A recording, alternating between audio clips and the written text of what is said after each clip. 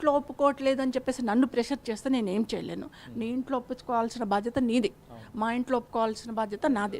నా సైడ్ నుంచి కంప్లీట్ అయిపోయింది, నీ సైడ్ నుంచి ఒప్పించుకో అంటే అతను ఏంటంటే వాళ్ళ ఇంట్లో ఒప్పుకోవట్లేదు అనేది ఒకటి. అయితే అతనికి ఏమైపోయిందంటే ఒక ఇన్ఫీరియారిటీ కాంప్లెక్స్ వచ్చేసింది. ఏంటంటే ఇప్పుడు నా ఇంట్లో ఒప్పుకోవట్లేదు, నేను పెళ్లి చేసుకోవాలంటే ప్రాబ్లం వస్తుంది. ఈ ప్రత్యూషనేమో ముందరికి వెళ్ళిపోతుంది, సినిమాల మీద సినిమాలు వచ్చేస్తున్నాయి, బిజీ అయిపోతుంది. రేపటి నాడు నన్ను రిసీవ్ చేసుకుంటుందా లేదా, బిజీ హీరోయిన్ అయిన తర్వాత ఎలా చేంజ్ అవుతుందని ఒక ఇన్ఫీరియారిటీ కాంప్లెక్స్ తోటి ఈ ఎపిసోడ్ అంతా తయారు చేశాడండి. ప్రత్యూషను తీసుకుపోవడం, అప్పటికే వాళ్ళ ఫ్రెండ్స్ని రెడీ చేసి పెట్టుకోవడం, అంత ప్లానింగ్ అండి. అందరూ కలిసి ఒక గ్రూప్ ఆఫ్ ది పీపుల్గా ఏర్పడి పాపను అత్యాచారం చేసిండ్రు, చంపేశారండి. అప్పటికే ప్రత్యూష మంచి హీరోయిన్గా ఎదిగింది. అయితే షార్ట్ టర్మ్లోనే ఆమెకి అవకాశాలు ఎక్కువ రావడం జరిగింది. 2002 సంవత్సరంలో కూడా చాలా సినిమాలు చేయడానికి ఆమె అగ్రిమెంట్ కూడా చేసుకున్నటువంటి సందర్భం.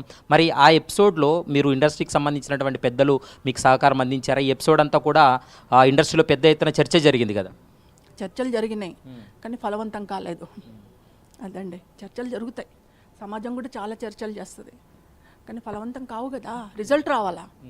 Discussion not important, what final result అనేది ఇంపార్టెంట్. ఎక్కడ ఫైనల్ రిజల్ట్ ఎవరు ఇవ్వలేదు నాకు. కనీసం ఈ రోజు వరకు కూడా ప్రత్యూష సుప్రీంకోర్టులో జడ్జిమెంట్ వచ్చింది, జడ్జిమెంట్ రిజర్వ్ అయినరు అంటే అందరూ పట్టించుకుంటున్నారు. కానీ 24 సంవత్సరాల్లో ఏమైంది? ప్రత్యూష తల్లి ఉందా, చచ్చిపోయిందా, బతికిందా, వాళ్ళ ఫ్యామిలీ ఎలా ఉంది, వాళ్ళ బ్రదర్ ఎలా ఉన్నాడు? ఒక్కరన్నండి, ఒక్క ప్రజాప్రతినిధి, ఒక్క ప్రజానాయకుడు, ఒక్క ప్రభుత్వం, ఒక్క సమాజంలో ఉన్న వ్యక్తి అడగండి మీరు. నేను చెప్పేది చాలా నిజం చెప్తున్నా. ఒక్క మీడియా ఎవ్వరు కూడా ఉన్నావా, చచ్చిపోయావా, ఏమైంది మీ ఫ్యామిలీ, మీకు ఏమైనా కష్టం ఉందా, హెల్ప్ కావాలన్నా, బాధితులు, ఎదగాల్సిన కుటుంబం ఆగిపోయింది అని మమ్మల్ని ఎవరు పట్టించుకోలే. కానీ దోషులను మాత్రం వాళ్ళ కుటుంబాలకు వెళ్తే నేను కళ్ళతో చూస్తున్నాను. వాళ్ళతో ఫ్రెండ్షిప్లు, వాళ్ళకు అధికారాలు ఇవ్వడము, వాళ్ళ ఇళ్ళకి వెళ్ళి భోజనాలు చేయడము, వాళ్ళకి పెద్ద పెద్ద పదవులు ఇవ్వడము. మీరు చెప్పినట్టు సిద్ధార్థ్ రెడ్డికి రాజకీయ పలుకుబడి ఉంది, దాంతోపాటు అతన్ని కాపాడేటువంటి ప్రయత్నం చేశారని చెప్తున్నారా? ఉంది.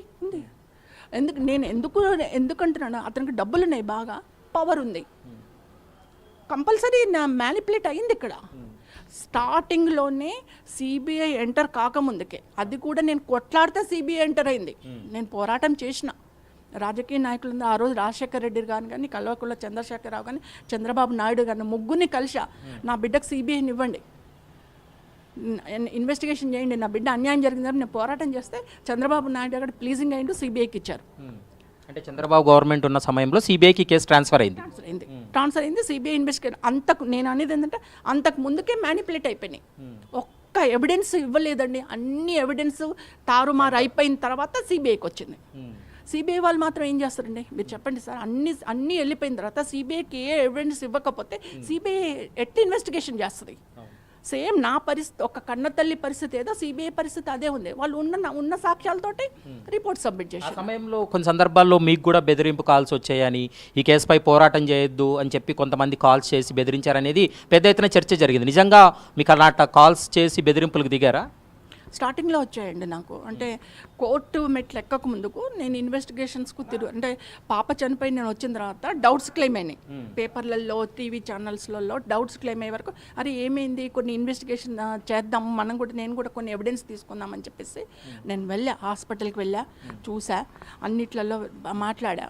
అంటే కొన్ని అట్లా తిరుగుతూ ఉంటే ఏమైపోయిందంటే కొంతమంది నాకు కాల్ చేశారు, చేసే నాన్న ఏంది బాగా తిరుగుతున్నావు, ఎవిడెన్స్ సాక్ష్యాలను అడుగుతున్నావు అంట, నీకు ఉన్న కొడుకు కూడా పోవాలా, ఉన్న ఒక్క కొడుకుని పోగొట్టుకుంటావా, బిడ్డను పోగొట్టుకున్నావు, కొడుకుని కూడా పోగొట్టుకుంటావా, ఎక్కువ తిరుగుతున్నావు, నువ్వు ఆగకపోతే ప్రాబ్లమ్స్ ఫేస్ చేయాల్సి వస్తుంది నువ్వు అని చెప్పి నన్ను బెదిరించారు. అప్పట్లో 2002లో బెదిరించారు. ప్రత్యూష చనిపోయిన తర్వాత ఎప్పుడైనా సిద్ధార్థ్ రెడ్డితో మీరు మాట్లాడడం కానీ, ఎందుకు ఇలా జరిగిందని కానీ, ఎప్పుడైనా ప్రశ్నించడం కానీ, మీ ఇద్దరి మధ్య ఎప్పుడైనా సంభాషణ జరిగిందండి?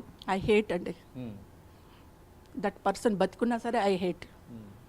ఒక ప్రేమించిన అమ్మాయిని కాపాడుకోలేని మనిషి నువ్వు మనిషివా? చచ్చిపోయినోడితో సమానం. ఈరోజు నువ్వు బతికున్నా చచ్చిపోయినోడితో సమానం. ఐ హేట్, నెవర్ సీన్ అండి. నేను ఎప్పుడు అతన్ని చూడలేదు. ఒకసారి సెషన్ కోర్టులో సాక్ష్యానికి వచ్చాడు, అక్కడ బోన్లో నిలబడ్డాడు, నేను నిలబడ్డాను, అదే లాస్ట్ అతను చూడడం. నేను చూడలేను. అతడు మా దృష్టిలో చచ్చిపోయినంత సమానం. మీరు ప్రత్యూష మృతి పైన అనేక